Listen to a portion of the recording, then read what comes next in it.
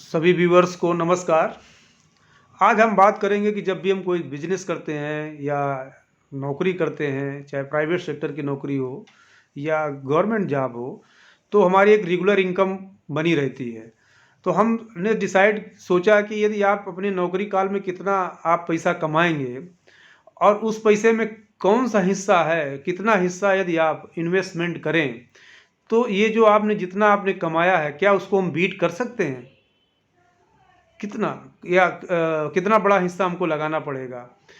तो आप यदि आपकी औसत हमने इनकम निकाल लिया है कि आपकी 1 लाख इनकम है महीने की और साल में 12 लाख रुपए आप कमाएंगे। यदि 30 साल तक आप कमाते हैं तो 3 करोड़ 60 लाख रुपए आप हर एक पूरे अपने 30 साल की सर्विस में आप अर्न करेंगे।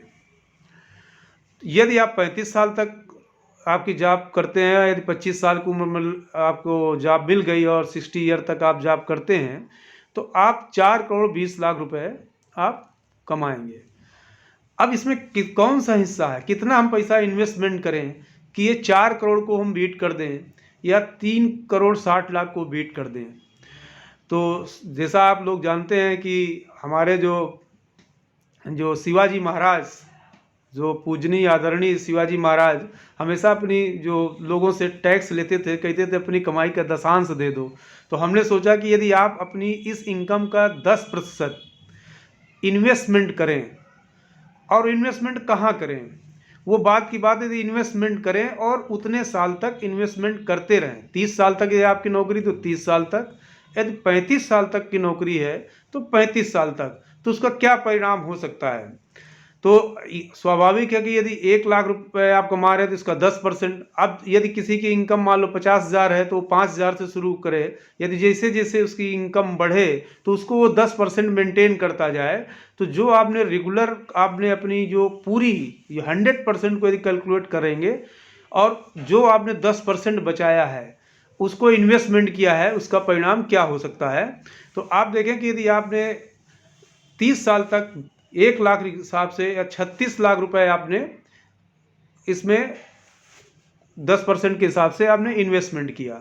यदि वो म्यूचुअल फंड में इन्वेस्टमेंट करते हैं, वो स्कीम आपकी 12% भी रिटर्न देती है, तो आप 3.5 करोड़ रुपए बना लेंगे। यदि 15% का रिटर्न आता है तो 7 करोड़ रुपए हो जाएगा 30 साल में इन्वेस्टमेंट करने से, और 18% में 14 करोड़ हो जाएगा। आप यहाँ देख रहे हैं 3% के रिटर्न में कितना कितना अंतर हो रहा है। लेकिन यदि आप 35 साल तक आपकी नौकरी है और 35 साल तक ये काम करते हैं, तो 12% में ही, जहां आपको 4 करोड़ 20 लाख रुपए आप कमा रहे थे पूरा 100%, उसमें 10% इन्वेस्टमेंट करने से आपको 6.5 करोड़ रुपए का कॉर्पस तैयार हो सकता है। और यदि 15% आपको मिला तो 14 करोड़ से अधिक का कॉर्पस तैयार हो जाएगा। यदि 18% आपको यदि रिटर्न जनरेट हुआ तो 35 करोड़ से अधिक आप कॉर्पस तैयार कर लेंगे।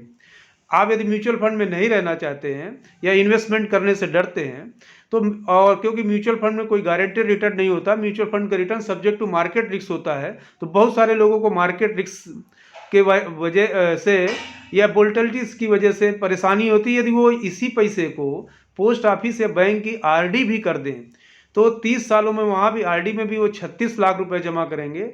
1 करोड़ 23 लाख रुपए यदि 7% का आरडी में मिले तो आपको 1 करोड़ 23 लाख रुपए तैयार हो जाएगा कॉर्पस।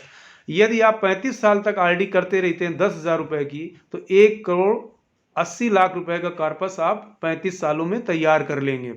बस इसमें आपको ध्यान रखना है कि ये कॉर्पस देखने में अच्छा लग रहा है, इन्फ्लेशन भी इसमें काउंट होना चाहिए। तो यदि 5-6% का इन्फ्लेशन है, तो जो आपको बैंक या पोस्ट ऑफिस की आरडी से जो आपका कॉर्पस तैयार होगा वो बहुत ज़्यादा आपकी ज़िंदगी को इन्हेंस नहीं कर पाएगा, लेकिन फिर भी आपके पास कुछ न कुछ कॉर्पस ज़रूर तैयार कर देगा। लेकिन शर्त यही है कि 30 और 35 साल तक लगातार आप धैर्य से 10% अपने इनकम का जब इन्वेस्टमेंट करते रहेंगे, तभी ये चीज़ें संभव होंगी। है बहुत कठिन, शुरुआत में 5 साल के बाद ही जब उसमें कुछ पैसे तैयार हो जाते हैं तो बहुत सारे जो है आपकी योजनाएं बदलने लगती हैं, क्योंकि वो जो 90% पैसा आप जो खर्च कर दिए, कभी भी उस पर आपका फोकस नहीं रहेगा। आपका फोकस केवल इस 10% में होगा, क्योंकि धीरे धीरे ये 10% पैसा आप 5 साल में यदि 6 लाख रुपए जमा कर देते हैं तो 6 लाख का यदि 7 लाख हो गया आरडी में, या म्यूचुअल फंड में 9 लाख रुपए हो गया, तो आपकी योजनाएं बदलने लगी। किसी तरीके से 10 साल चल गया तो 10 साल के बाद तो आपको रोक पाना काफ़ी मुश्किल है। तो जब तक आपका लक्ष्य नहीं मालूम होगा कि ये हमने किया क्यों है, और जैसा कि आप लोग जानते हैं, जो लोग नौकरी पे वाले हैं, चाहे प्राइवेट सेक्टर के हों या सरकारी सेक्टर के, सभी के लिए एक आने वाले वक्त में एक समस्या है कि पोस्ट रिटायरमेंट लाइफ को हम कैसे जिएं। ये क्योंकि पेंशन जिस तरीके से देखा जा रहा है कि पेंशन न सरकारी क्षेत्र में बची है और प्राइवेट सेक्टर में तो पेंशन थी नहीं, जो भी है, जो 95 की पेंशन है वो इनसफिशियंट है, उससे आपकी ज़िंदगी में कोई बेहतरी नहीं होने वाली है। तो वो उसके विकल्प में क्या है आपके पास? तो जिस तरीके से आप 100 रुपये यदि कमाते हैं तो 90 रुपये ज़रूर आप खर्च कर लें, लेकिन 10 रुपये अपनी पोस्ट रिटायरमेंट के लिए यदि आप इन्वेस्टमेंट करते हैं तो इस तरीके के कॉर्पस बना सकते हैं और आने वाली जो पोस्ट रिटायरमेंट लाइफ को भी आप इंजॉय कर सकते हैं। तो मात्र केवल 10% को आपको मेंटेन करना है। और ये कॉर्पस आपको देखने में बड़ा लग रहा होगा, महंगाई के हिसाब से बहुत बड़ा नहीं है, लेकिन ये कॉर्पस होना बहुत ज़रूरी है। इस कॉर्पस को जो लोग आज नौकरी पा रहे हैं, जिनकी उम्र 25 से 30 साल नौकरी पा गए, वो ज़रूर यदि वीडियो देखें या वो इस चीज़ को समझें तो उनको तुरंत करना चाहिए।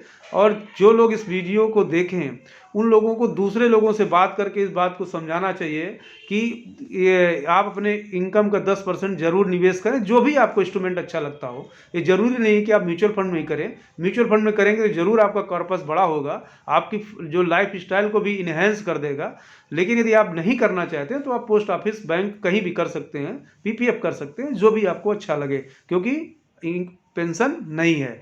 तो ये 10% का इतना बड़ा कमाल है कि आप जो 100% कमाते हैं उसको भी ये 10% बीट कर दे रहा है।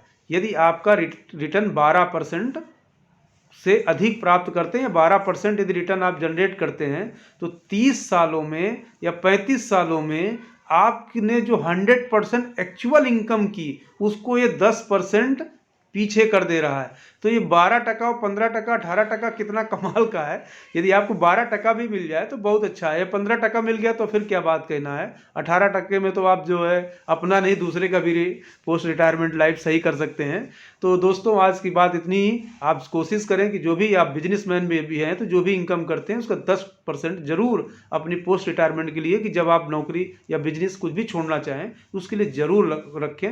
यदि आप ये अर्ली एज में कर लेंगे तो कंपाउंडिंग का टाइम ज़्यादा मिल जाएगा। जैसा कि आप देख रहे हैं कि 12% में केवल 5 साल, यदि 30 साल और 35 साल, केवल 5 साल का अंतर होता है, लेकिन कॉर्पस में दुगने का अंतर हो जाता है।